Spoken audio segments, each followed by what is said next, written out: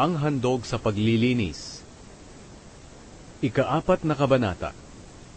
Nag-utos din ang Panginoon kay Moises na sabihin sa mga taga-Israel na ang sinumang makalabag sa kanyang utos nang hindi sinasadya ay kinakailangang gawin ito.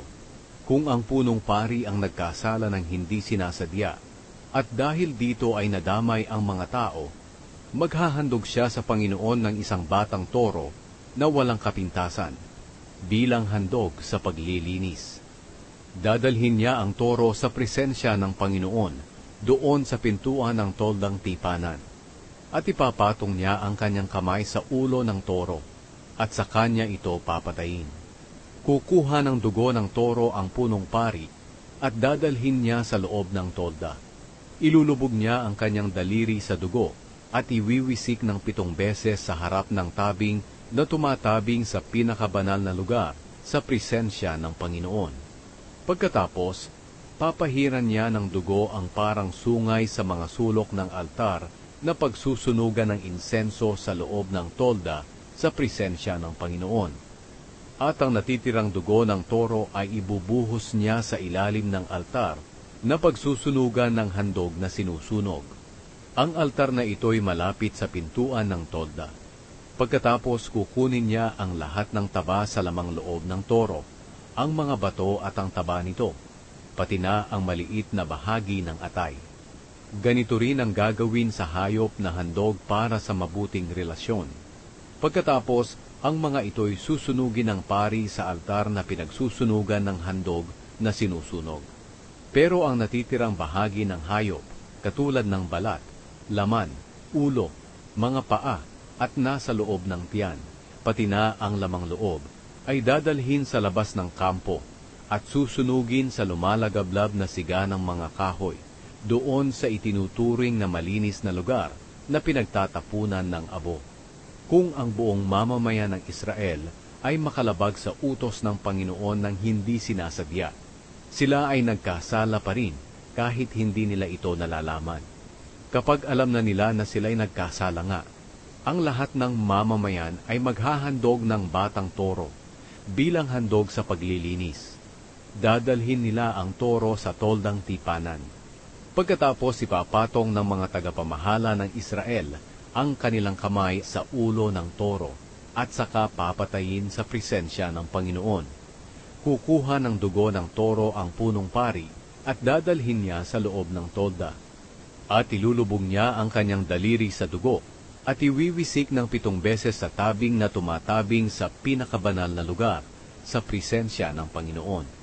Pagkatapos papahiran niya ng dugo ang parang sungay sa mga sulok ng altar na nasa loob ng tolda sa presensya ng Panginoon. At ang natitirang dugo ay ibubuhos niya sa ilalim ng altar na pinagsusunugan ng handog na sinusunog. Ang altar na ito'y malapit sa pintuan ng tolda.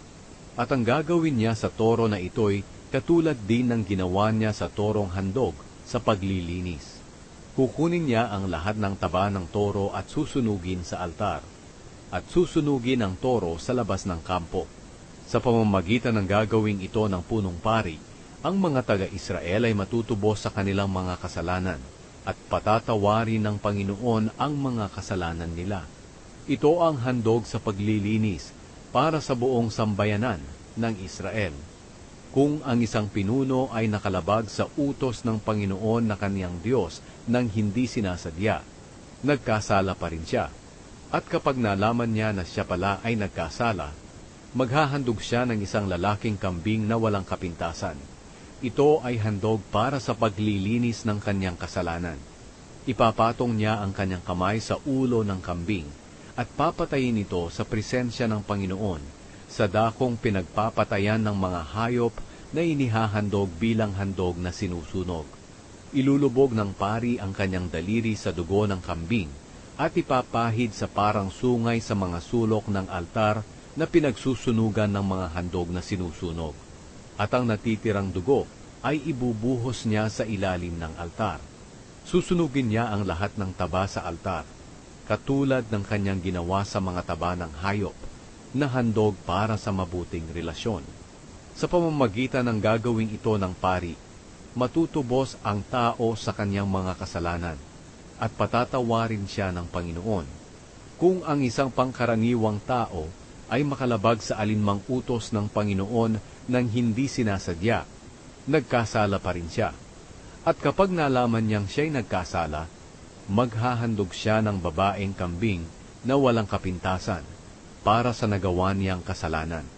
Ipapatong niya ang kanyang kamay sa ulo ng kambing na handog sa paglilinis at papatayin niya ito sa may tolda, sa dakong pinagpapatayan ng mga hayop na handog na sinusunog.